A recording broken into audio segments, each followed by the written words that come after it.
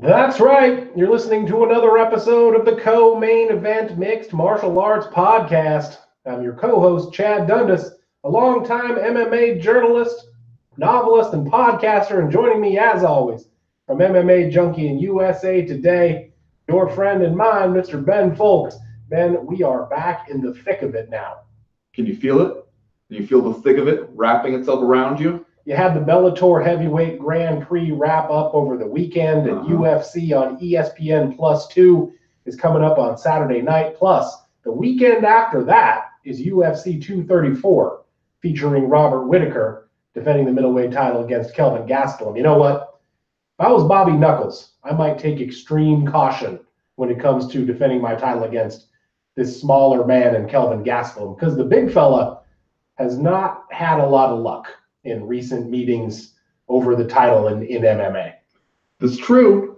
When you look at the long-term trends, seems like it pays to be the smaller, quicker man out there, unless you happen to be Bobby fucking Knuckles. Then maybe you don't worry about it, Chad. Well, there's that. There is that. Then February 17th, you got the UFC on ESPN 1, the Octagon's official debut on the actual worldwide leader. And then February 23rd, UFC on ESPN Plus 3.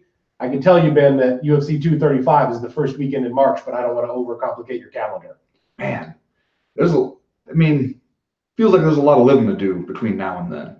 Did you think I was lying when I said we were in the thick of it? Because we are in the thick of it, my friend. We really are. Suffice to say, a lot of stuff going on in the MMA world, and frankly, a good time to keep it locked right here at the CME podcast. Why would you do anything else? Why would you do anything else? Foolish.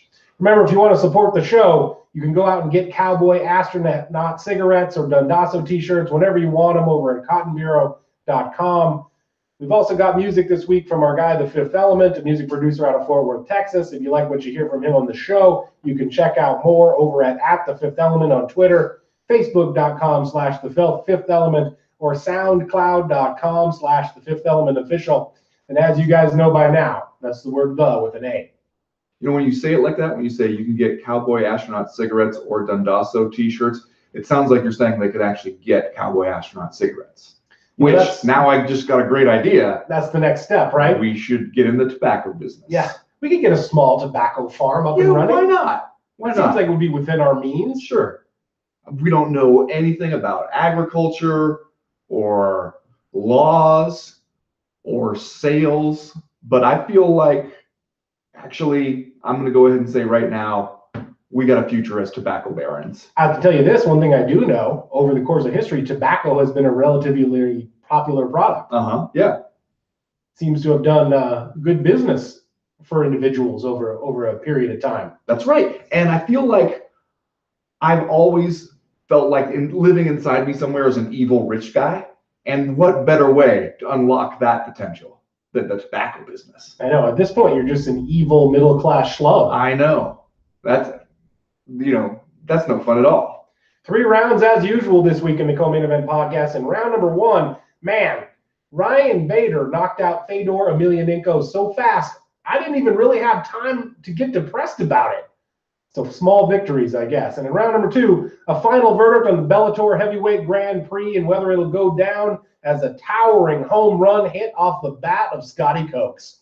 And in round number 3, in case you were wondering if the star-studded lineup of UFC on ESPN Plus 1 would be the norm, well, let us present to you UFC on ESPN Plus 2. All that plus Are You Fucking Kidding Me? And just saying stuff. But first, like we always do about this time, let's do a little bit of listener mail. Listener mail. All right, the first piece of listener mail this week comes to us from Matt Webb. Ben, he writes, "What the shit is Bellator doing with Aaron Pico?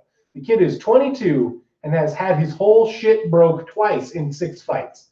They put him against Zach Freeman in his debut, who was 8-2. Then they put him up against Henry fucking Corrales, who is 17-2. Why are they ruining Pico's career? What the fuck is Bellator doing? Antonio McKee and Michael Page were homegrown talent, brought up perfect. Why are they fucking Pico's career up so bad? Discourse." Now, I will admit to you, Ben, that I was taken aback a little bit in the introductions to Pico versus Corrales when Mike Goldberg and Big John McCarthy were yucking it up about how everything was virtually identical. except for the records. Because we know when Bellator puts Aaron Pico into fights, it's not because they think the other guy is going to win. Right. And yet it was kind of eye-popping to see Aaron Pico's record alongside Henry Corrales' record, because I think they had Henry Corrales listed at 16-3. Yeah. And that made me think, like, this guy ain't no joke. And then, of course, you go out there, you get, you know, 1 minute and 7 seconds or whatever it was of kind of a crackerjack fight. And obviously Aaron Pico was going to win right up to the moment that he lost. Yeah, one of those. So I feel like Aaron Pico is developing as kind of an interesting person, a person worthy of some discussion here. Obviously, he's a guy who's a blue chip talent, a guy everybody heard of coming out of AKA before he ever made his Bellator debut.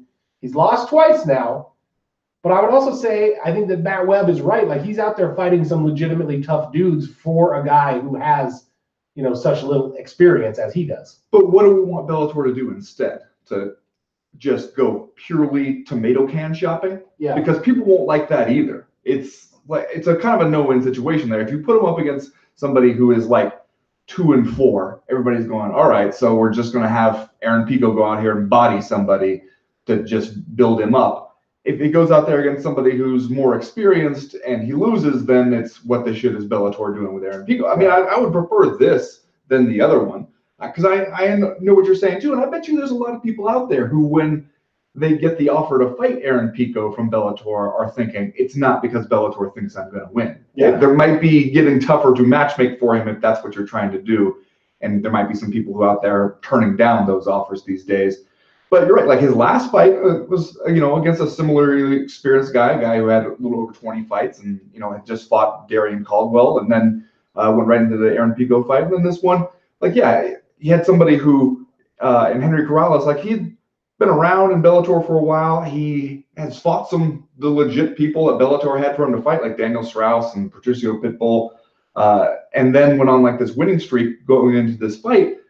I still think it was a winnable fight for Aaron Pico. I mean, he drops him with that uppercut early on. Yeah. I think what you're seeing with Aaron Pico is just that there's a lot of physical ability, and a lot of the overall mental and strategy game isn't there yet, which maybe shouldn't surprise us for a 22-year-old fighter with just a handful of pro fights. I mean, for one thing, have we seen him wrestle in a fight yet?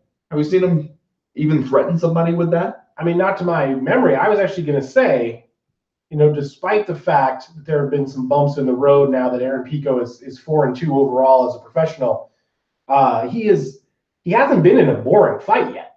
Like, you can say what you want to about the guy, but like, he's not 6-0 like maybe we expected him to be coming out of the gate. But at the same time, like, if I see Aaron Pico is fighting on a Bellator card, I get kind of a good feeling about it. I'm like, oh, Aaron Pico, he's fun to watch. So like, even though he hasn't won all of these fights, like, he, to me, has established himself as a guy that I think is fun to watch. And that's, you know, not the worst place in the world to be if you're Aaron Pico. When I saw Eddie Alvarez commenting on this fight on Twitter after watching it, he was like, yeah, you know, he got a little excited after dropping the guy, and then he goes out there trying to finish him and just got a little carried away. Yeah. And that's how he got caught. And Eddie Alvarez being like, I used to be like that early on in my career too. Some might argue Eddie Alvarez still has shades of being that way from time to time.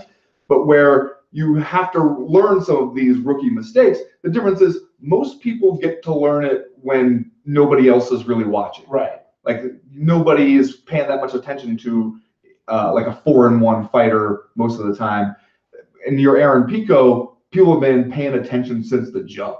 So you don't get a chance to grow up and make these mistakes without each time people trying to pass a final verdict on you. He's 22. Yeah. So, I mean, maybe there's still hope for the guy. I'm saying. It always presents such an interesting conundrum for matchmakers, I think, when you have a guy like this who's super talented and yet doesn't really have a ton of experience inside the cage. I remember when Amir Sadallah won tough. Yeah. Remember that? He won the Ultimate Fighter before he even made his professional debut. Yeah, I think he was 0-0 as a pro when he went on the show. It was kind of this deal where you were like, oh, that's cool. This guy won tough. Well, now what? Now the UFC, which at the time, and you know, was still carrying on this sort of like gold standard for professional fighters, was sort of like, well, now who are they going to get this guy to fight? Like, the UFC matchmakers have to go out and find talent comparable to this guy who's 0-0. And obviously we've seen more cases like that come along since then, but Amir Sadallah was really kind of unique in that way at the time. With Aaron Pico, and obviously you got a guy who's just brimming with talent here and natural ability. It must be the sort of the same thing for Bellator matchmakers. And I do understand what you were saying in that it's sort of like a damned if you do, damned if you don't situation. Like there's only two real ways to go with this guy. You could give him cans, or you could give him, relatively experienced, good fighters that you think he's going to be competitive with. And all is not lost, certainly, for Aaron Pico. He said he's going to take a little bit of time away from the cage after this knockout, but at the same time, like, I'm interested to see where the kid goes, and I will definitely watch his next fight. Yeah, I would not mind seeing him get a little bit more defensive-minded in the future, and I'm sure that's something they'll talk about in the gym. Here's the other side of the coin from Jay Gargiulo. He writes, can you guys talk a bit about Henry Corrales? I didn't know anything about him coming into that fight, but after the comeback knockout of Aaron Pico, I'm thinking he might be one of my guys. He quote-unquote celebrated by calmly walking around the cage and not even cracking a smile, and then said, quote, at my best, I've lived a mediocre life, and I'm ready to die on this motherfucker, in the post-fight interview. Are you tuning in to see him fight whichever Pitbull brother he called out? Also, the nickname, quote-unquote, OK Corrales, is kind of perfect for someone who classifies their life as mediocre to this point and comes out guns blazing. Works on multiple levels. It really does. Yeah. And I admit I missed that at first. I admit that I got the OK Corrales, and which, hey, if that's the only level that this name is working at, terrible. OK Corrales is still a good nickname. Yeah, it is. I'm not always a fan of the pun nickname. The pun, especially that works with your actual name, but this one, yeah, I like it. And then when you tell me OK Corrales, mediocre life, but also guns blazing, man, that's all the levels I could ever hope for a nickname to work on. Yeah. So I'm into it. Yeah. This is obviously a big win for him over Aaron Pico. He's a guy that he moved over to the lab, right? Yes. And now credits that coaching change kind of as sort of revitalizing his career. I guess the situation for Bellator, you probably put Henry Corrales into this fight thinking that Aaron Pico was going to beat him. But it doesn't seem like the worst thing in the world to now have also Henry Corrales around as a guy who could become, or at least right now is not a star for you, but some kind of minor promotable entity. You got, a 5-fight winning streak going on in Bellator? That ain't too bad. And you're right that Bellator is not exactly suffering from an overabundance of recognizable names, just top to bottom in the roster. So when you have somebody who can show up, do something unexpected, I think he was the biggest underdog, at least on the main card, and then get people to kind of look their way for a minute, that's okay. I mean, that's something you can work with if you strike while the iron is hot and do something with them right away. I think that, yeah, they should absolutely take a look at that and not just be like, well, okay, the guy we wanted to win didn't win, so let's focus on getting him back into the good side of the column. I think, yeah, you ought to be smart here, and you can make something happen with Henry OK Corrales. Next question this week comes to us from Frank Falco, which that can't be a real name, right? Is that like a 70s TV detective? Yeah, Frank Falco's on the case. You're dangerous, Falco. You're going to get us all killed. The thing is, he plays by his own rules. Yes, that's right. That's right. Yeah. Frank Falco writes, speak on Jake Hager out here fighting a guy I'm pretty sure tossed me out of a local watering hole when I was 17. Can the WWE wrestler be a star for Bellator, or are y'all just some swagger haters? Well, I've never been accused of being a swagger hater. I'm not about to start now. But clearly a play on words with the nom de plume, the professional wrestling persona of Jake Hager, Jack Swagger. Looks good getting off the bus. He does look good getting off the bus. Which, I mean, though that's been usually the case with pro wrestlers. I mean, CM Punk is kind of the exception to the rule as far as pro wrestlers coming into MMA. Looks the part. He definitely does. When you saw him face to face with J.W. Kaiser here, who he fights, it does seem like, okay, when they're visually like in the same frame, I see what you're doing, Bellator. This is the other kind of Bellator matchmaking. Was the guy's name T.J. Kaiser? J.W. Kaiser? J.W. Kaiser he was happy just to be there. This man was fired up in the lead up to this fight. I got dizzy as the Bellator camera tried to follow him in his in his jog around the cage, and Jake Hager comes out there and does what a former All-American wrestler from the University of Oklahoma will do to you in a heavyweight MMA fight. Takes him down, drops a couple of elbows, eventually secures the arm triangle choke and gets the tap out. You were right that Jake Hager looks good getting off the bus. Looks pretty good in the interview portions too, I will say. Not necessarily known as like the best professional wrestler on the mic during his time with WWE, but like you see him at the post-fight press conference, he seems like a thoughtful guy, an articulate guy. Could he be something for Bellator, knowing that he's already 36 years old, which I saw someone say is 24 in heavyweight years? Yeah. But like, is anyone going to care about Jake Hager / Jack Swagger, Bellator MMA heavyweight? Here's what I immediately started to think, especially him being in his mid-30s and all. Remember Bobby Lashley? Everybody remembers Bobby Lashley. I know you ain't forgot Bobby Lashley. Current WWE superstar Bobby Lashley? Remember when he first started out, and it was also the same thing where it was like, okay, heavyweight, looks good getting off the bus, has a wrestling background, so it's not like he's just trying to pick up all this stuff really quickly, like actually has a martial arts base to build off of, and clearly a physical talent. And the thing he ran into, not unlike the Aaron Pico thing, was right away, it was like people were going, okay, if you fight somebody of commensurate experience, it seems like a setup. It seems like we're trying to get you some wins. And then when you're kind of forced into fights with people who have been at this for a little while, you really just end up seeing how far you still have to go. Yeah. And for Bobby Lashley, like, it got him into kind of a situation where it didn't seem like there was a way for him to satisfy everybody at all the time. And when he'd lose a fight, it was like, well, okay, proof that Bobby Lashley is not going to be the next Brock Lesnar. Like every single fight took on that huge importance. And I wonder, if especially with his age, I wonder if it'll be the same here. And at heavyweight, it's like there are only so many bar bouncers you can beat up before you end up there, like with Frank Mir or something. Yeah. And you find out you still have a lot to learn. Yeah, I think that those are valid points. I would say, however, that I wonder if we're dealing with slightly different rules now. Bobby Lashley really suffered from proximity to Brock Lesnar at the time because, both guys, as we say, look good getting off the bus. They're both just giant humans with sculpted physiques. And Brock Lesnar, who we have a question about coming up in listener mail, basically got off the bus and started kicking everybody's ass with a hiccup or two along the way, obviously, but he set the bar awfully high for an enormous chiseled professional wrestler crossing over to MMA with some wrestling background. So maybe Bobby Lashley got kind of unfairly branded with those same expectations. And also, I think at the time, like, we were still expecting Strikeforce or MMA at the time to sort of not play the boxing game of bringing up prospects and making them look good and padding their record with a bunch of wins. So, like, it was a hard situation, I think, for Bobby Lashley to be in. I wonder with Jake Hager if our expectations are slightly different, or at least, like, the expectations of the culture, so to speak, are different as it pertains to, like, the Bellator heavyweight division. Like, I don't know. Jake Hager comes out, he gets this win.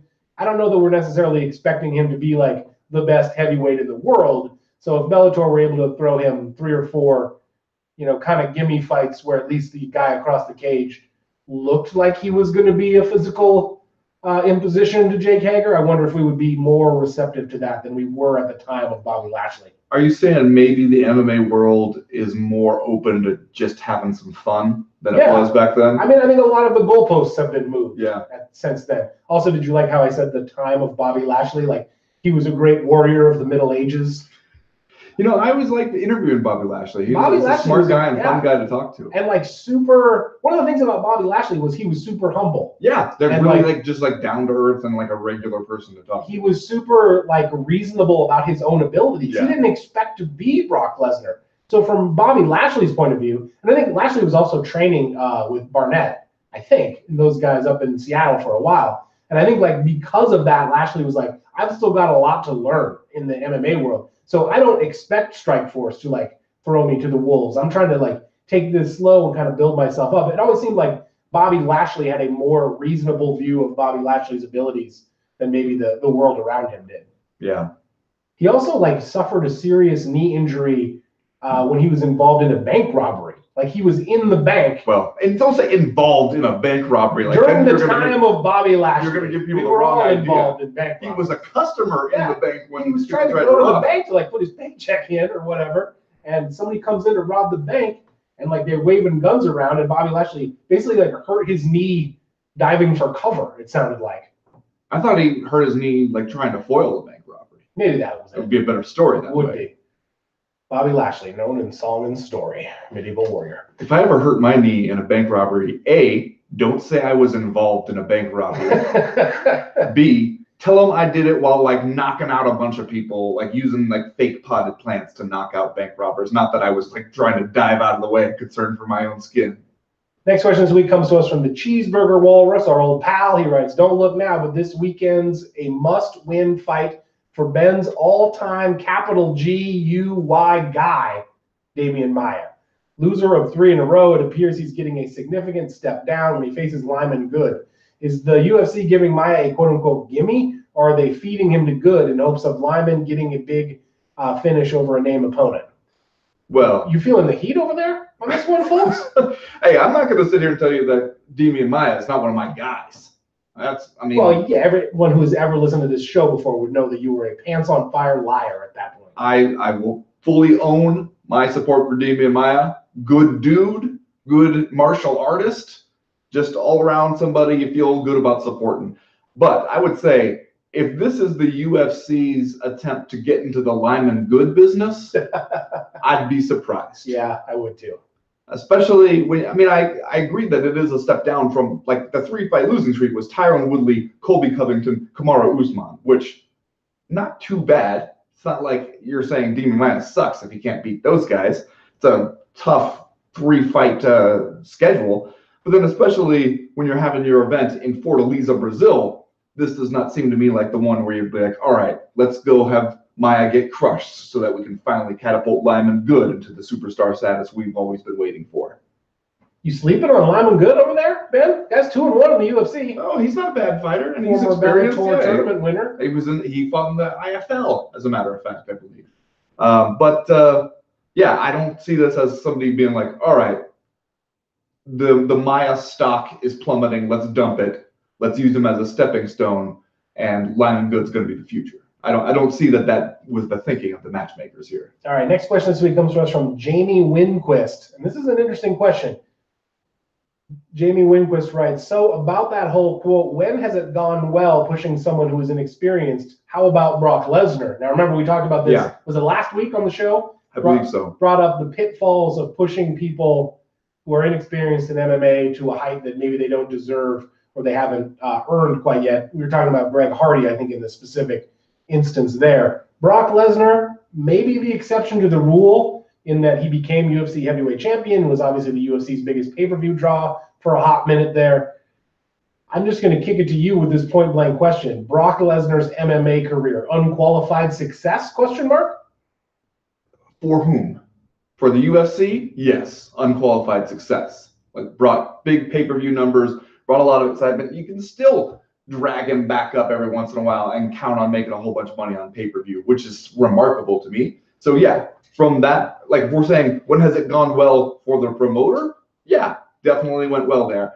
I think now, though, if we're just stepping back from a purely athletic standpoint and assessing him among MMA's heavyweights all time, his career does not look quite as good as it looked at the time. Yeah, and also, even though he became UFC heavyweight champion, I would argue it was, in fact, a case of too much too soon for Brock Lesnar. Possibly. Like, we can script out alternate realities where Brock Lesnar gets the opportunity to have 10 fights on the independent circuit in South Dakota and Minneapolis, Minnesota area, just beating up every agricultural salesman along I-90. Well, hold on now. I happen to know an agricultural futures investor out there who might give him. There are numerous tough. Might give him some trouble. During the northern parts of the Middle West, you don't want to get yourself in a tiff with an agriculture salesman up there, because you could run into Lesnar, you could run into Chris Tucherer, You could run into Cole Conrad's out there somewhere Conrad's waiting up to there. jump you on your head. Yeah, be polite. Use your manners. But let's say Brock Lesnar gets 10 fights under his belt at the rodeo grounds before he shows up at the UFC. Might have been a different story. Maybe, yeah. I think, though, the thing that we have known about Brock Lesnar and that we've learned throughout the many different facets of his athletic life is that he was never going to be the guy to get 10 fights before trying to make it big. He never had that patience for anything. That's true. That was the pro wrestling stuff, not with the NFL. They tried to do the equivalent of that. Right. Like, hey, go play in the European League, beat up some people in Minnesota, and then come back to us. And he was like, nope, ain't nobody got time for that. And I think the same thing was true with his MMA career. Everything was like, let me either do it really big right now or don't bother. Last question this week. I feel like we're gonna this question may not get the time that it deserves, but it's a long one. It's from Anders Berg, who writes, sitting here watching Bellator 214 and listening to Goldie reminds me how good the UFC commentary has been since he left. One of the best Wow. One of the best parts of the UFC broadcast is the analyst's ability to break down the action and not just rattle off certain phrases at different moments of the fight. On the other hand, I also listened to Scott Coker do a media scrum earlier this week, and I thought to myself, man, he comes off like a damn professional. Compared to Dana White, he doesn't seem completely allergic to telling the truth and can actually build up all the fighters in his promotion. Dana has a hard time building up people that he didn't plan to. Example, Henry Cejudo. My question is, what would the UFC look like if Scott Coker was in charge of the show? Seems to me like Scott Coker has the professionalism to take the UFC frontman position to the next level. In recent years, the UFC has brought in USADA, Reebok, WME, upgraded communicators or commentators, and ESPN, all in the name of furthering the sport. Is it time for the boss man to be upgraded? What would the UFC look like without Dana? So this is a couple of interesting points. Number one, UFC commentary is, in fact, quite good right now, if you ask me. They got a lot of talented people in the broadcast booth. But the more interesting question, the question that I think we want to sink our fangs into here, Ben, what would the UFC look like with social media assassin Scotty Cokes running it? This is a good question. Also, I agree, though, with the point, except that I think you don't get better on commentary by losing Jimmy Smith. But I do feel the same thing about one of the things that bothers me about Mike Goldberg is when you listen to him and he just seems like a human speaking spell. It's like somebody created a Mike Goldberg soundboard years ago. Yeah, exactly. And there are just those moments where they're just like somebody's pushing buttons and like just phrases are going to come out and they're not necessarily tied to anything that's happening. But I was thinking about this similar question when watching Scott Coker in the post-fight press conference here, and I was at first having a little fun with it because he was talking about Ryan Bader, who's asked, where do you rank Ryan Bader pound for pound after this win? He was like, I think he's top 2 or 3. And you're like, well, come on. We're getting carried away. I understand everybody's excited. A lot of stuff just happened. But then you're like, okay, he is the promoter. We kind of forget that. Like when we get used to Dana White's style, his job is to try to put these guys over and try to get you excited about it and try to like build them up. We just kind of forget it because Dana White so often ends up doing the opposite. Or at least that's when he is at his most enthusiastic, it seems, is like when he is mad at somebody or yelling at somebody or trying to run somebody down. Like that's when he seems to be the most interested in what is going on. And so, yeah, it would be different. But also, like Scott Coker, I guess the flip side of that coin is he doesn't have that same kind of like manic energy, or I don't even want to call it charisma, but something where the UFC is clearly built around Dana White from like a media presence standpoint, like always including him in commercials and things like that. For the ESPN stuff, he was like front row center of those commercials and really trying to build around his big personality. And Scott Coker is a little bit more of the quiet, keeping it reasonable type guy. Yeah. I think Dana White, first of all, I think Dana White does a lot of stuff behind the scenes that we don't necessarily give him credit for in our day-to-day conversations about the sport. Just sort of like television production wise and in terms of logistics, I think he does a lot of things that don't necessarily make the headlines. He also clearly does a lot of things that do make headlines and not always for positive reasons. I think that he was the perfect guy for the UFC for a long time. Yeah. I think that the UFC, for much of its life under the Fertittas, needed a door-to-door knife salesman as the president, a guy who was going to come into your living room and tell you that he was going to show you the sharpest set of steak knives that you've ever seen, and then cut a tin can in half at your kitchen table. And who could go on talk shows and argue with people about it and would enjoy that. Right. Somebody that wasn't going to back down for any reason and was just going to kind of make the most of every spotlight opportunity. Is it different now? I think you could argue yes. I think it's different now, and I think he's different now. I don't think he is as into this as he was. It would. We watch more UFC fights than Dana White does. That's probably true. He doesn't even go to all these. It would only be human, would it not? If after this many years on the job and some $150 million richer or whatever it is, now getting 9% of the UFC's annual profits or whatever, almost as much as all of the fighters put together. If Dana White didn't have the same gusto that he had at first, you could understand if he looked at it and was kind of like, look at where we started, look where we are now. I almost feel like my work here is done. But at the same time, I don't know what else to do with myself besides go to Maine and ride motorcycles 100 miles an hour. Yeah. So you do get that sense, and also the sense that because he will look at how successful they've been, it's impossible to convince him of a need for any course corrections, however small or big, because, hey, look, obviously I'm a goddamn genius. I got us here to this point, so everybody can shut up. Would it be a positive or a negative, I wonder, if Scott Coker were to somehow take over the UFC at this point? Because I think it's clear that if Scott Coker were the president of the UFC from 2001 to 2008, the UFC may not have gotten as big as it did.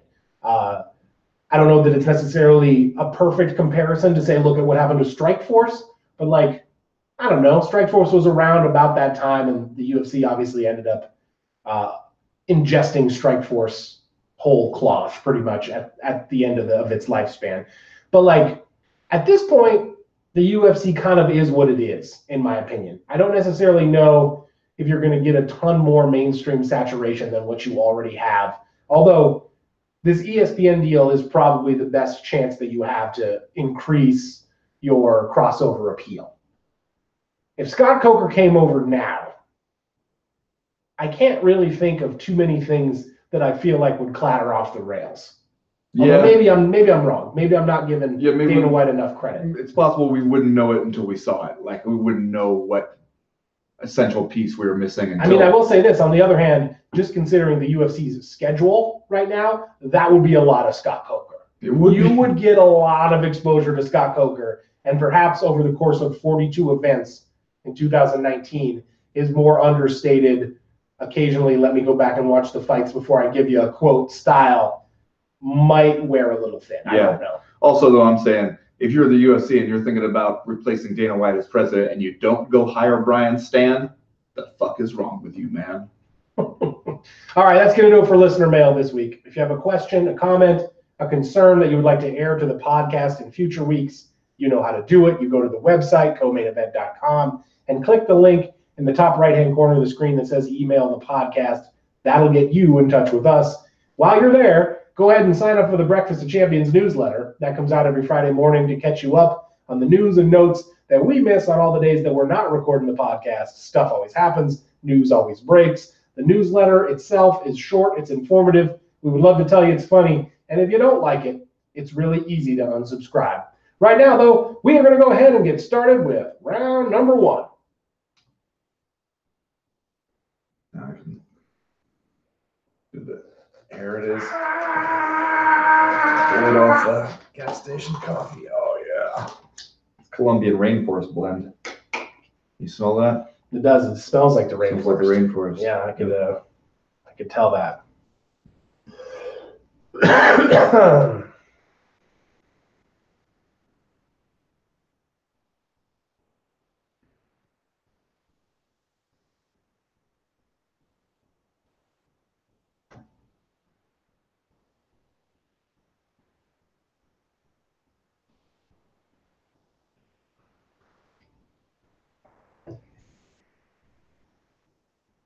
I didn't even realize Bellator Newcastle's coming up. Oh, yeah. Was that Bellator 215? Yeah. Newcastle upon Tyne. That's totally a real place, right?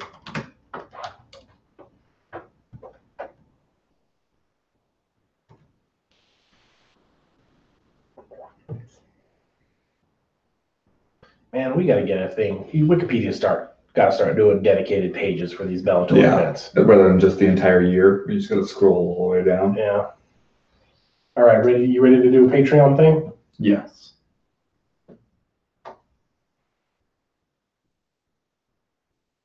Well, Ben, there's a lot of big stuff happening with the Co-Main Event podcast right now. In fact, coming up next week, the first week in February, we're going to be kicking off some awesome stuff. We got the Road Agents Deadwood Rewatch podcast. Road Agents. For Patreons up at the top tier available at the Co-Main Event podcast Patreon. We got the live chats, weekly live chats with you and me are going to kick off next week. That's for all levels of the Patreon tiers over at the Co-Main Event Podcast Patreon. What other stuff we got going? Give us a short rundown and tell the kids how they get down with the Co-Main Event Podcast Patreon. Well, later this week for our top tier, we got the Tips for the Well-Rounded Fight Fans newsletter coming out. I got some good ones. Yeah. I'm just going to say that right now. I've been saving some up. That, of course, is where Chad and I, across a range of different media type things, food, entertainment, music, television, literature. We offer our recommendations of things that we've been enjoying, things we think you might enjoy,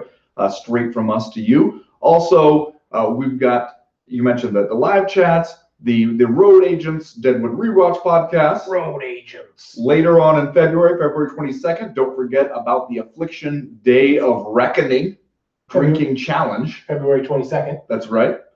And Chad, I don't know if you noticed, we just passed into 4 digits with Patreon subscribers. Went over 1,000 Patreon subscribers just today, I think. That's right. So we got to send a hearty thank you, a hearty pat on the back. That's right. To all the Patreons out there because they're keeping us in business. And of course, $5 and up patrons get to enjoy a whole other podcast each week, the Patreon Power Hour that comes out on Fridays. So if you're sitting out there, you're thinking, man, I should join the team. I should really stop messing around and I should join the team. It's getting a little Chris Weidman in here. It is. You go to patreon.com/co-main-event. There you can choose exactly what level you want to support us at. Plus, Chad, you keep us free and independent. You keep us out of the evil clutches of H.P. Latimer III, a wealthy industrialist who, as I mentioned before, trying for a very aggressive takeover bid of the CME. First thing H.R. Latimer III says he plans to do if he buys the CME podcast. I shudder to even think. Fetter the shit out of the discourse. Oh, man. And we pride ourselves on our unfettered discourse. No more off the cuff and likely poorly reasoned discussions about what would happen if Scott Coker took over the UFC. No, see, that is exactly the kind of speculative fiction you would be denied. Can't let that happen. Go over to patreon.com/co-main-event and jump on the train today, kids. Really excited about the Road Agents podcast, except that it's probably just going to be us saying, Road Agents. Road Agents, you cocksucker. Ben, that's some unfettered discourse right there, frankly. You hoople head. Throw that on the end of that. 35 seconds is what it took to settle the final of the Bellator Heavyweight Grand Prix. Ryan Bader sends a shot right down the pipe. Just catches Fedor Emelianenko unawares. He was unawares, and then once the fight hit the canvas, he became a lot more unawares because Ryan Bader followed it up with another big shot. We step in and call things off. Ryan Bader, just as one guy who co-hosts the Co-Main Event podcast predicted, is your Bellator Heavyweight Grand Prix champion. Okay, but it's not like and also the champ. It's not like you predicted it because you were so high on Ryan Bader. It was a cynical prediction on your part. I mean, he's I've always been a big Bader supporter. You're a Bader guy? I've always been a big fan of Ryan Bader. Yeah. He's an enormous human. Okay. In Ryan Bader. In retrospect, it doesn't seem at all like that surprising, I guess, that Ryan Bader would be the guy to go through this thing. And yet, the way he did it, I do think we have to stop and appreciate. He polishes off Mo Lawal in 15 seconds in the first round. Yep. Then he goes out there and, in Matt Mitrione's own words, rides him around like a pony for 3 rounds. And then goes out here, 35 seconds, takes out an aged but still legend of MMA in Fedor Emelianenko. And as people pointed out afterwards, I don't think he really even got hit. I don't think Ryan Bader took a significant strike in this tournament, which is remarkable. Yeah, I thought you were just talking about the Fedor fight, and I was like, did Fedor even throw any strikes? But you're talking about the tournament. Yes. Did Ryan Bader get hit during this tournament? Yes. 3 fights, heavyweight Grand Prix. Did he ever get punched in the face?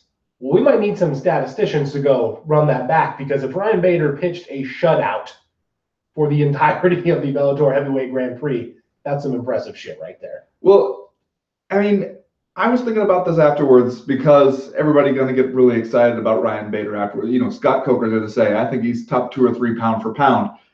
And the natural impulse here of MMA fans is going to be, whoa, wait a minute. This was just Bellator, mind you. We already saw how Ryan Bader does against UFC caliber talent.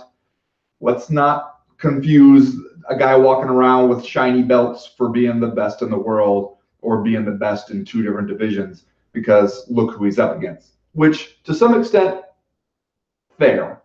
I think if you put Ryan Bader in there against John Jones again, I think he gets crushed. Yeah. I think he gets crushed worse this time than he did the first time. I think John Jones is better this time. I think if you put him in there against Daniel Cormier, gets crushed. Alexander Gustafsson, probably crushed. And yet, I don't think that should just automatically discount his accomplishments in Bellator or what he's doing now. Well, no, if the bar that we've set is how would you do against John Jones, not very many people are going to fare too well by comparison. Right. I mean, I feel like Ryan Bader is one of these dudes who has made the exact right career choice to come over to Bellator and look like $1 million and become the champ, win the heavyweight Grand Prix, and kind of like remind us all, oh yeah, like Ryan Bader is a pretty damn good fighter. And if not, perhaps for that kind of shocking loss to Tito Ortiz in his career, I feel like even if we don't consciously think about it, that loss to Tito Ortiz is still kind of fucking with us when we think about Ryan Bader. Like, we kind of think Ryan Bader can only be so good because, well, probably because we saw him fight so many times in the UFC, he became sort of a known commodity. Right. But I do think that Tito Ortiz loss is like kicking around somewhere in the dark recesses of our mind brains, just kind of being like, but this guy lost to Tito, man. I mean, we could run it back. We wanted to. We could They're both over there in Bellator. We could run it back. Well, and then there's the other part of the question, though, is for people who are looking at him and going, well, we saw him in the UFC, and now we're seeing him in Bellator. He's running through people in Bellator, but that really is just telling me about what the quality of competition is like in Bellator. For those people, there's nothing really he can do in Bellator that is going to change your mind about him, because there's just nobody over there who he hasn't already beaten, but who a win over them would be a dramatic shift for how you understand Ryan Bader. Yeah, and that brings up perhaps the most interesting question here as far as the fallout from the heavyweight Grand Prix. What do you do with Ryan Bader now if you're Bellator? Because Chael Sonnen wants him to stop calling out bums.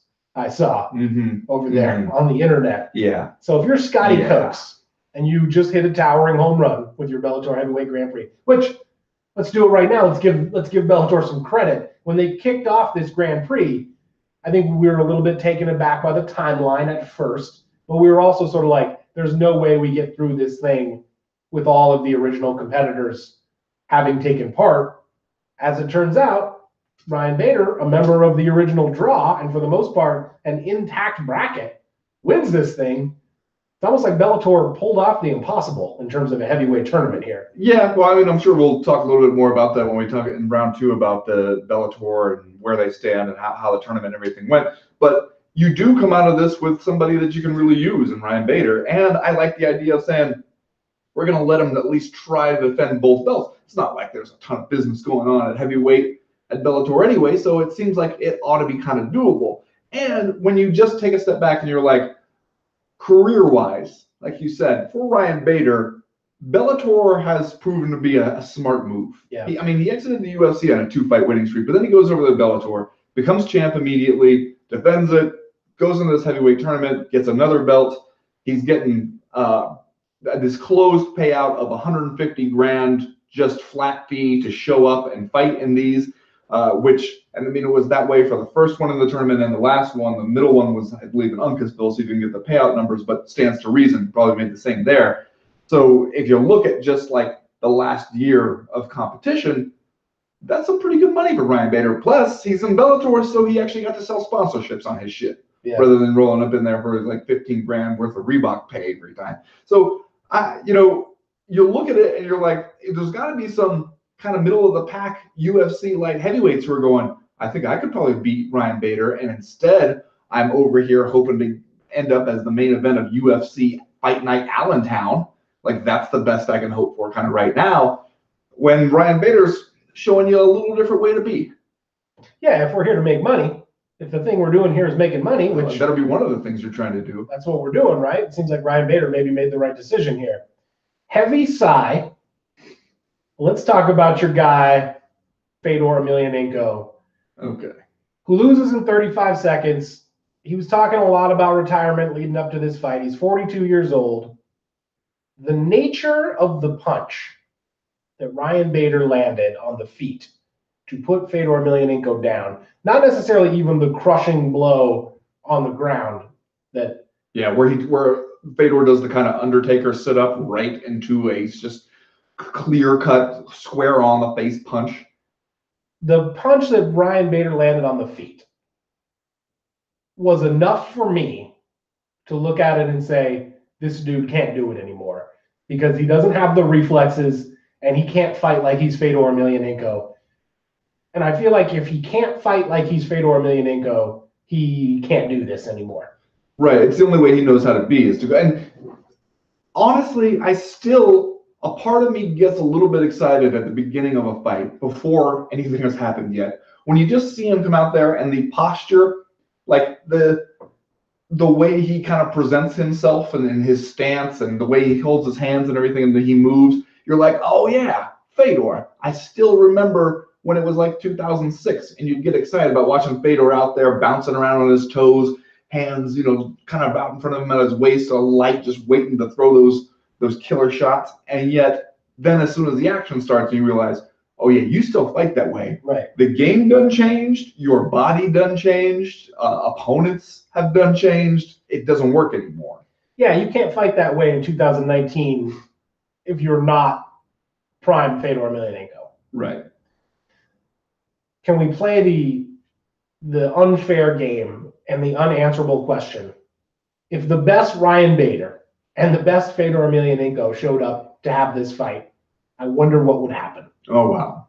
Okay, that is totally unfair. But yet, you wouldn't be able to talk me into believing that Ryan Bader of today beats Fedor Emelianenko of 2006. I wouldn't be able to talk you into it? Nope. I mean, he's one of the best we've ever seen, maybe the best we've ever seen. And so that's a fair position to hold. I just wonder that to the extent that the game has changed a little bit, the athletes are different, it would be a more competitive fight than the one we saw on Saturday night. Let's just say that. I want to read 3 honors that have been bestowed on Fedor Emelianenko during his career. Okay. First of all, in 2010, he was awarded to the first class Golden Order of the Romanov family of St. Nicholas. All right. In 2007, he obtained first class Order of Peter the Great. Can you get the second class order? Like, does that exist? He's a second class order for merit to the fatherland, also awarded in 2007. Okay. I'm just saying he's got nothing else to prove, right? I mean, when you have those, I assume, certificates in the trophy case, what else could you possibly want? What are the odds we actually get what I assume we both want, which is Fedor to call it quits here? Because this was the end of his Bellator contract, right? According to Scotty Cokes. I mean, I feel like chances are good, right? Like, the guy's already walked away once. You're giving me that look right now. You were looking askance over the tops of your glasses. I mean, we know that Ryzen's going to make a call. See, the phone's going to ring. I might instruct Fedor Emelianenko to take no calls during the next few months, because if Putin calls, that's probably not a good one. If Ryzen calls, that's probably not a good one. Just feel like he should take some time in Stario school you know, organize the sledgehammer collection, stack all the tires up in the corner of the yard before we start taking calls. Yeah. And then end up fighting Bob Sapp in Tokyo, New Year's Eve, 2019. Well, that might be one he can win. There you go. Let's do Are You Fucking Kidding Me, Ben, and then we'll move on to round number 2. Ben, mine is Bellator related. Okay. But your guy, Adel Al-Tamimi, won the curtain jerker out here at Bellator 214, took out Brandon McMahon in 1 minute and 16 seconds via armbar. Then he showed up at the post-fight press conference talking about some of the celebrities he trains with. Chris Pratt, Wiz Khalifa. Okay. Complimentary of their skills. I don't want to get too mad at Adel Al-Tamimi because, you know, he's going to ride for his guys. Yeah. But when you tell me that Chris Pratt and Wiz Khalifa could be quote unquote quality pro fighters, I have to say, are you fucking kidding me? Because we just watched goddamn Greg Hardy try to have a fight in the UFC, a guy who was an NFL All-Pro and by all accounts one of the best athletes in the National Football League, and he still looks like he should be out at the county fairgrounds. So are you fucking kidding me? Don't tell me that the dude from Parks and Rec is going to roll up in here and be a quality pro fighter. Fucking kidding me? Fucking kidding me. Chad, I know you must have been keeping an eye on what your dude Max Holloway was doing in Ireland. It's going to be my just saying stuff. Okay. But let's roll it out now. Well, he goes over there. He's touring the Jameson distillery. He's at Croke Park. I love everything about what Max Holloway did in Ireland. Absolutely everything about it. Especially, you know, I love him just extolling the virtues of Jameson whiskey. And this is not somebody who seems like he's a big whiskey fan, probably. Never mentions Conor McGregor or Proper 12, just talking about how great Jameson whiskey is. And this picture, Chad. Is that the picture of him looking at the ledger? Like this is the first chapter of a young adult novel? Yes. And Max Holloway is about to be whisked away to a magical land where he's going to meet some tigers that speak English and he's going to have a magical adventure and save the kingdom? The giant ass ledger, the little ink pot with the pen resting in it. It looks like he is a maester in training at the Citadel in Game of Thrones. Are you fucking kidding me? That is awesome. Let me just read from the tweet too, right? The tweet about Jameson, he refers to it as 238 years of innovation, hard work, and unmatched quality. Not a watered down trend, he says. I'm sure apropos of nothing and no one. Just, you know, a guy enjoying the product that Jameson whiskey puts out. He knows what he's doing. Fucking kidding me? You're fucking kidding me. That's going to do it for round number 1. We'll be right back with round number 2. Do you think he drank any of the whiskey? Might have had a taste, right? I guess I don't know enough about Max Holloway's personal life to say one way or another. I'm going to say Max Blessed Holloway is not out here recreationally sipping whiskey too often. Maybe he did to be polite while he was there. Nothing was going to make them distrust you more at the Jameson distillery than politely declining. Well, I guess we'll find out at the press conference with Conor McGregor, right? When he pours him a drink, hands it to him.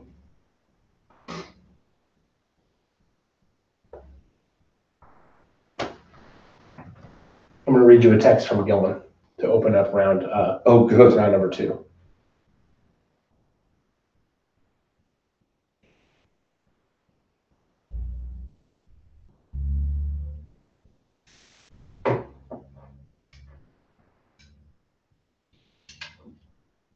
I'm going to get some more coffee also. Which rainforest did it come from? It's from the rainforest of the grocery store. Unbelievable. Unbelievable.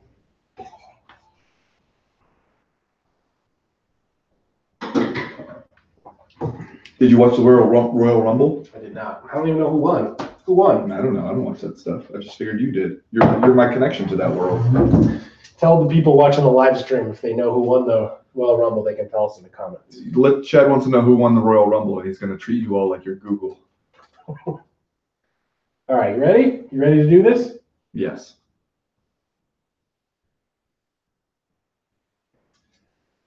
Ben, we've talked before on the podcast about our mutual friend Tyler. Yes. Big time MMA fan back in the day, professional guy, some disposable income at his disposal. Used to show out on the flag football team while wearing a pair of Tito Ortiz flame shorts, Not all weather, which I really appreciated. He's the kind of guy that if you were the UFC, you would want him in your corner. Yeah. Because he's going to buy your pay-per-views. Mm-hmm. Here's the text that I got from Tyler, Saturday, 3:35 p.m. Okay. He writes, "It has come to my attention that Fedor is fighting Bader tonight in the finals of some sort of tournament on a card that also includes Jack Swagger. What's more, I can watch the entire thing free of charge on my TV set. How does the UFC stay in business?" So if you wanted to take the temperature of the casual guy who at one time was a big time MMA fan, but also the casual guy who's now like 40, that's important to note, because to him, Fedor versus Bader still means something. I was going to ask you to open this round. What do you make of that text? Does that sentiment mean anything to you? Is Tyler's sentiment, even though it is purely anecdotal, does it mean something larger? Yeah, it does. My answer to him, though, would be that Bellator can only do this a couple times a year. They can only come up with an offering like this a few times a year. That this is not what's Bellator doing for its next show, February 9th, Newcastle upon Tyne? A Pitbull brother. We're back to a Pitbull brother, the guy from whatever the British version of the Jersey Shore is. He's on that, like stuff like that. To use Scotty Coates' own terminology, they just don't have enough bullets in the gun, at least right now, to keep this up at a really regular pace. And how does the UFC stay in business? It has more bullets in the gun. I would argue that it has the 3 letters. Well, I think that's the most important thing at this point, because the UFC has a lot of bullets in the gun, but what's the next UFC main event coming up this weekend?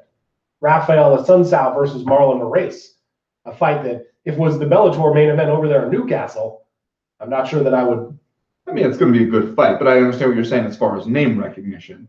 But also, like the way you're right that the UFC's brand recognition is a big part of the success of going way, way back, and the exposure that it gets connected to that. I mean, being on ESPN and having that to help you out, that's going to be nice going forward here.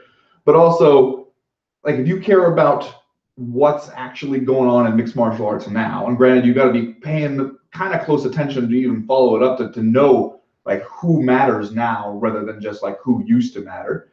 But Bobby Knuckles versus Kelvin Gastelum is the kind of fight of like who is good now. Yeah. Rather than just who do you remember from a nostalgic period in your life. All right, so here's what's going on with Bellator right now. We just wrapped up the heavyweight Grand Prix. Mm-hmm. Ryan Bader is your champ. We're about to kick off the welterweight Grand Prix here in the coming months. Scott Coker appears to have decided to be a little bit more aggressive in terms of his public persona, his social media persona I'm thinking of specifically. Do you think that, and I feel like this is a conversation that maybe we have over and over again, but like, does the successful completion of the Bellator Heavyweight Grand Prix, coupled with a slightly different landscape in MMA, coupled with the UFC doing this thing on ESPN, which we still don't necessarily know if it is going to be a huge success or, not, what's the state of, if you had to give the state of the union for Bellator, where are we at? I think we are at a moment of increasing opportunity. But I also think that when you look at stuff like what's going on with the DAZN streaming service and the possibility that we might be just moving away from TV entirely, if you're Bellator, that's also another thing to consider. But it does seem like what we said in the past, that Bellator has to not try to go super big and knock the UFC off that first place perch. Right. What Bellator had to do, we said, was hang around. Just be around doing solid stuff. Not fuck up, not go out of business, not completely self-destruct. Hang around, wait for the UFC to make a series of stumbles, and then therefore you going at your slow and steady pace are gradually closing the distance. Yeah. And it seems like that's kind of what we're doing here. And you look, Bellator does have some good stuff coming up. And, you know, with the UFC trying to transition people over to watching stuff on ESPN Plus, maybe you see that as an opportunity. Like, maybe not everybody's going to make the jump for all of those. I don't know. It does seem like you have some small openings if you're Bellator. Yeah. But it also seems like you're not exactly going to sprint to try to catch the UFC anytime soon. Yeah, it's an interesting moment for Bellator, because I feel like if you were able to give me a glimpse into the future and you told me that, you know, Bellator surpassed the UFC and that Scott Coker was able to write a check and buy the UFC at some point, I would be like, okay, I'm surprised by that, but I find it believable. And then if you told me, well, in 2019, Bellator lost the Paramount Network and it just went out of business, I would also be like, okay, I'm surprised by that, but I believe it. It sounds possible. If you were Scotty Coker, what's the end game? Are you thinking about an end game, or are you just are you worried about survival on a day-to-day basis, or are you thinking, what is the perfect end game here? If I was a genie, if Scotty Coker rubbed a lamp and got one wish from a genie, is the perfect scenario to one day get so big and powerful that you can buy the UFC, which I think in an MMA world now, with the absence of the Fertitas, is like a more realistic possibility than ever, as long as you could somehow get the money? Or is the end game like just kind of be Bellator and hope that that the UFC fails somehow? Well, see, here's what I wonder. If you're imagining a scenario where you're Bellator and you're buying the UFC. Well, you're Scott Coker, you know. Okay. You close your eyes at night. Okay. What are you thinking about? But what I'm saying is, in all the likely scenarios where the UFC either tanks so hard that Bellator just wakes up as first place by the virtue of the UFC's own failures, or the UFC tanks so hard that its price is cheap enough that Bellator will just buy it, either one of those scenarios is probably bad for the sport as a whole. Well, like, yeah. It probably means like the sport has taken a downward turn, not just the UFC. Yeah. Because if we've seen anything, it's that the UFC has a resilient enough product that it can fuck with its fans, it can dick over its fighters, and it can still be fine.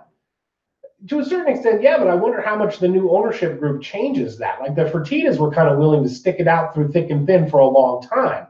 But like, let's say that the ESPN thing is a disaster and it just doesn't work, and pay-per-view numbers tank, and you lose some of your top draws for various reasons. Like, do you think that WME IMG is okay with that, like over 3, 4, 5 years? Or do they get to a point where they're like, look, this thing's not the juggernaut that we thought we could turn it into.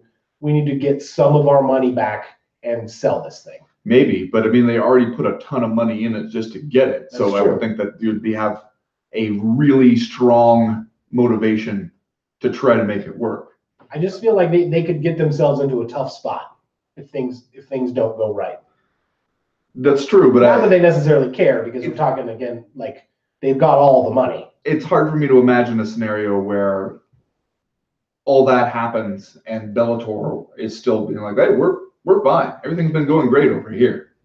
But who knows? I mean, I don't know. If I'm Scotty Coker and I'm sitting there, I would think Scotty Coker's the kind of guy, even when he's rubbing the genie's lamp in his head, he's being super reasonable about it. Like, he's not going like maybe a new Taurus. Yeah, he's not the guy being like, all right, how do I end up as king of the universe? He's like, how do I get to be city council president? Like, that's an attainable goal. I think what he probably imagines as a good case scenario playing out is the Bellator starts to pick up more and more free agents.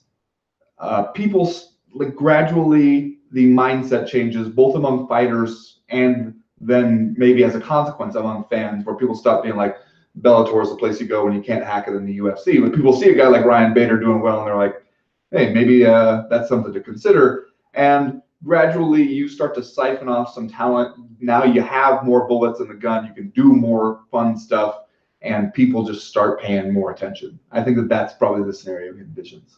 Do you think that the Grand Prix represents any kind of signpost, or do we just, like, kind of backtrack into business as usual for Bellator, and we all kind of forget about it and go on. Well, we're moving right into the welterweight tournament, right? So, like, I think that Bellator has correctly seen that as here is a niche that the UFC won't fill. The UFC won't do the tournament stuff.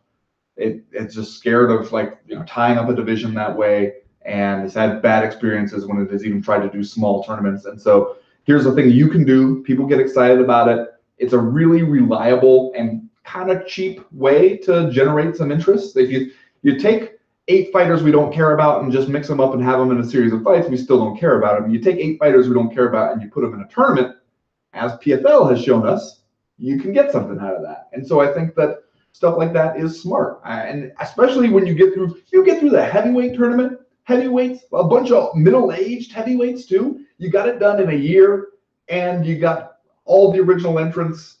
You didn't have to turn to alternates, and you got a champ out of it, who was on the younger side from the guys you have in the pool. You got to think to yourself, all right, this proves it can be done.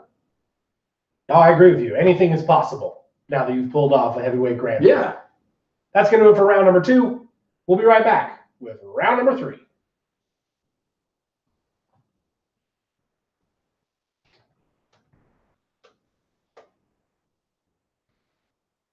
Seth Rollins and Becky Lynch, says Ross Miller. Seth Rollins won the Rumble? So that's what Ross Miller says. Interesting stuff. Fun to be here while you get caught up on the news. I get caught up in my stories. Mm-hmm.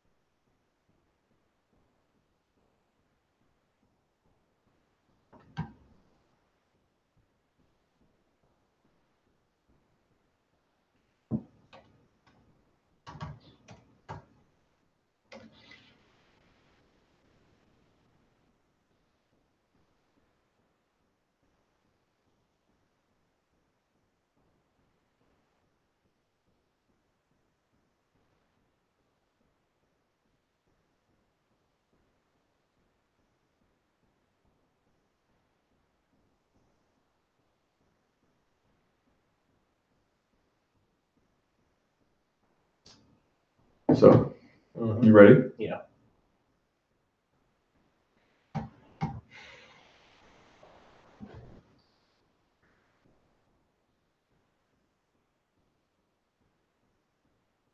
Well, Ben, we get our second taste of the UFC on ESPN Plus coming up this weekend, live from Fortaleza, Brazil, down there at the Centro de Formação Olímpica de Nordeste. Granddaddy of them all. As we said earlier in the show, headlined by Rafael Assunção versus Marlon Moraes. You also got Jose Aldo versus Renato Moicano on the card. Your guy Damian Maia against Lyman Good. Charles Oliveira against David Tamer, and a bunch of other stuff. Johnny Walker, light heavyweight prospect Johnny Walker, who is somehow Brazilian. Yep, that's true. He is somehow Brazilian. It's Justin Leday. You got a Nurmagomedov on this card. You do? Oh, yeah. How about way down there? Saeed Nurmagomedov. And then you also got Magomed, yeah. Right on there. So some stuff for the hardcores, I guess. Given that this is our second chance to see the UFC on the streaming service, Ben, what are you going to be looking for? And when it comes to UFC on ESPN Plus 2? Well, this one will be a chance to see an entire event just on the streaming service. That's right. The prelims for this one, not on the television. They're going to be on the internet, ESPN Plus for that as well. Yeah, and you got like a 13-fight card here. Now, see, this is exactly the kind of event that would have been an absolute labor under the Fox Sports 1 era. Yeah. Like you could just see how it's going to go. Where you get through the prelims, and then you get to the 6-fight main card, and you're looking at 3.5 hours of just a bunch of filler and farmers only and all kinds of bullshit. and you would just have to sit through it and just take it in order to get the good stuff at the very end when it's like 11:30 at night. Here, since I'm paying you for your damn streaming service, here's where I want to see that change. And it seems like maybe there's some hope that we will see it improve a little bit. Because remember these kinds of events when they were on Fight Pass, you know, for one thing, it would probably be on a Sunday morning from like somewhere in Eastern Europe or something, but fine. Like I'm not hating on that at all. And we'd get through at a brisk pace. So that's what I'm looking for here is like, are you going to respect my time and give me the fights and not waste my time with a bunch of other bullshit since I am fucking paying you? Yeah. There are those lingering questions in our mind about the honeymoon period between the UFC and ESPN and the fans, because they did something similar with the dawn of Fight Pass. You know, they gave us a good fight in the main event just to get us hooked. And then as things went forward, especially as the Fox deal started to become a little bit long in the tooth, it felt like things started to slow down a little bit. It felt like we didn't get the star-studded cards. It felt like we were out here, you know, for lack of a better reason, just to sell advertising. And the clock itself would creep up on past midnight, even here in the one true time zone. Yeah. So all of those were concerns as we move over to ESPN to see how they would handle that. And yeah, now that we get into the second and then third and fourth ESPN Plus cards coming up over the next month or so, it is going to be interesting as we get a slightly better feel for how things are actually going to play over on ESPN. Also, I wonder if this card gets any kind of significant push from the worldwide leader, or if, you know, they were kind of there for Henry Cejudo versus TJ Dillashaw, and a lot of this stuff they're just going to kind of let you know, filter down into the streaming service alone. Well, yeah, you know, after that first event, we got a bunch of emails crowing about the numbers from ESPN, right? Like saying like, oh, we got like 500,000 new signups, and all these people signed up just on Saturday. You're clearly motivated by seeing the UFC on the streaming service. And now you get kind of a drop off, at least in terms of like broad name recognition on the card for this one. You start going back to like a similar UFC formula, going to Fortaleza, Brazil, going to have a bunch of Brazilians on the card, and, you know, a card that is decent, but not exactly eye-popping. And will ESPN be like, okay, we're still super invested in finding out how this goes and exactly how many new subscribers we get and all that stuff? Or will they be like, well, now we're just settling into autopilot? That's what I'll be interested to see. Yeah, and then in terms of the actual fight at the top of the card, kind of weird times at bantamweight, I guess you could say, because Henry Cejudo surprised us all and made quick work of TJ Dillashaw in their last fight. And so obviously we don't know the future of TJ Dillashaw at 135 pounds. We don't know if he's going to go right back up and start defending the title against #1 contenders. We don't know if Henry Cejudo might go up to 135. We just don't know exactly what's going to happen around the title there. So Rafael Assunção and Marlon Moraes, which is a rematch of a fight they had back at UFC 212 in June of 2017. Obviously, you're probably your best candidates to claim #1 contender status in the men's 135-pound division. I think Assunção's on a 4-fight win streak. Moraes, I think, is on a 3-fight win streak. A couple of serious contenders, even though maybe they're both a little bit lower profile. What's your best guess here for what becomes of the winner of this fight? Do they have a chance to tumble ass over tea kettle into a championship fight, or are we still got business with Henry Cejudo that we got to work out? I mean, in a just world, the winner of this fight fights for the title next, right? Like I don't see how you get around that. And yet, the way it seems like it's probably going to work out, especially with the way the UFC seems to love TJ Dillashaw and seem to want to give TJ Dillashaw everything he wants, it seems like you're probably going to see a rematch there between Dillashaw and Cejudo next. So I don't know. If you're the winner of this fight, do you just try to stay patient and tell yourself your time's going to come, or do you let them talk you into taking on somebody else? Because afterwards, you know, don't you have like Aljamain Sterling and who's he fighting? And Jimmy Rivera, and you know they both had the losses recently to Marlon Moraes, but like you've got to think those guys are also going, hey, this fight is to help determine the pecking order. Maybe the winner here gets to challenge the winner of that one if the bantamweight title picture is taken too long. I don't know. It does make it difficult for you if you're trying to promote this fight and try to tell people what they're fighting for. It would be nice if you could say, hey, this is the main event because it's establishing a number one contender. But right now, it's tough to really say and believe that. And both Rafael Asuncao and Marlon Moraes are guys who have been waiting for a while, especially Asuncao. Asuncao in particular, because he's been sort of like the best fighter at 135 pounds that like no one will, give any credit for a long time. Marlon Moraes, of course, came over from other organizations and has sort of established himself relatively quickly as a top 135-pound fighter. What do we make of Jose Aldo here, Ben? There's been some publicity around the fact that he didn't want to go 5 rounds, so he's not the main event. He himself has come out and said he wants to fight a few times this year in Brazil and then call it quits. Guy's only 32 years old, but at the same time, a lot of miles on the tires of Jose Aldo there, the one-time standard bearer at 145 pounds. Now, we have known from experience that you can't always take Jose Aldo's declarations to the bank. Right. But often mistranslated, it seems, when he doesn't like the way something comes out in the media. Is this truly the last act for Jose Aldo in what was, aside from that loss to Conor McGregor, an otherwise fabulous UFC career? I'll believe it when I see it. I think, Jose Aldo is one of those people who is known to make some big statements and then walk back from them afterwards, depending on how it goes. So, he also has claimed that he wasn't the one who had a problem with fighting 5 rounds. That basically, cooler heads prevailed in his team and told him, like, you don't want to do more work for the same amount of money, so take the co-main event spot. I don't know. He wouldn't be, fighting Renato Moicano is a tough fight. If he goes out there, though, and he knocks him out or something, I could see Jose Aldo deciding he's reborn in the game and he's coming after that title or something. Can't you? I mean, I could envision almost any about face at any time. We've learned it through experience that things are often fluid. Over there for Jose Aldo. All right, you got anything else you want to add about this? Are you ready to do just saying stuff and then get out of here? Sure. All right, let's do just saying stuff, Ben. What is your just saying stuff for this week? Well, this one's a little bit off the beaten path, so I'm going to need you to bear with me. Oh, boy. Okay. I keep seeing this ad, and I've seen it like on MMA websites and on like social media around like MMA pages and stuff. And it's for like some kind of like pseudo-inspirational group trying to get just regular people to stop drinking, at least for a while. Okay. And, some of it for like, stop drinking for a year or take like 3 months off with like no drinking and your life improves. And it's all these people talking about how much better their lives got when they weren't having a drink.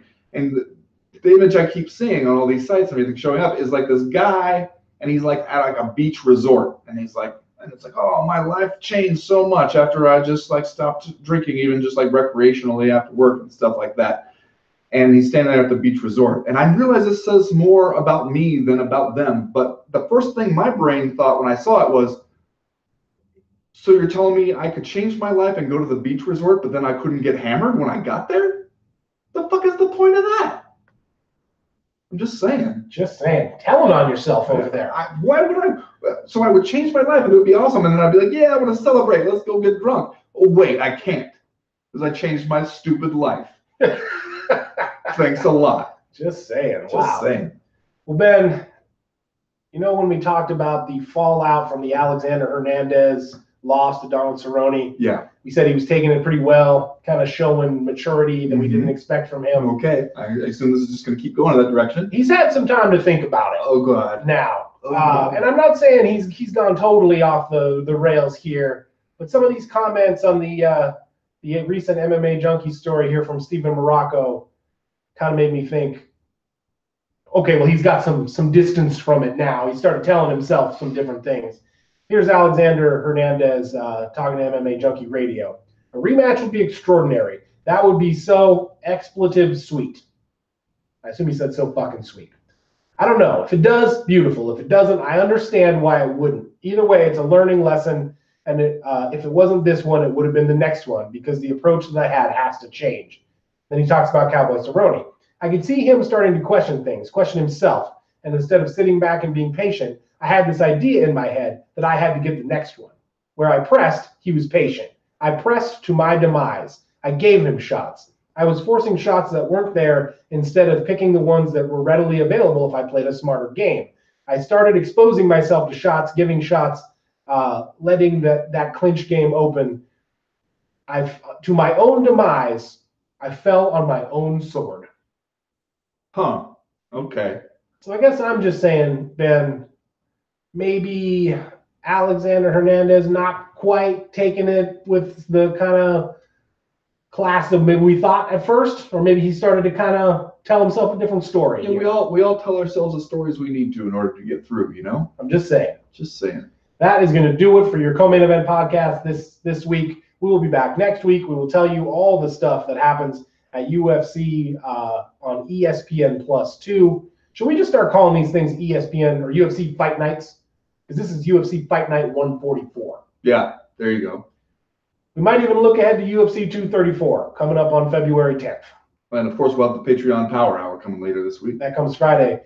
I'm thinking the time could be right for a deep dive into the career of Fedor Emelianenko. Oh, no. Not that I want to start telling tales out of school, boy. but this might be our last chance to do it. You want to be sad? You want to get sad? I'm always sad when we do the power. Okay. As for right now, though, we're done. We are through. We are out. I mean, I guess the question is, how deep do you want that dive to get? As deep as we can go. We want to explore the whole world of Fedor Emelianenko. Every nook and cranny, the deepest trench. Okay. Well, now the highest highs, the lowest lows. Sounds like the perfect opportunity to roll out my theory. Matt Lindland was robbed. He did grab the ropes. Grab the shit out of the ropes. He did grab the shit out of those ropes. He doesn't grab the shit out of those ropes. Matt Lindland destroys the Fedor aura with one well-timed suplex. If he doesn't grab those ropes, we're sitting here taking a deep dive into the career of Matt Lindland right now. The storied career. Well, that's it for us, everybody. Thanks for joining us on the live stream. I hope you enjoyed the way you got to see the great looks that sometimes when I can't communicate verbally with Chad, I'll do it like this.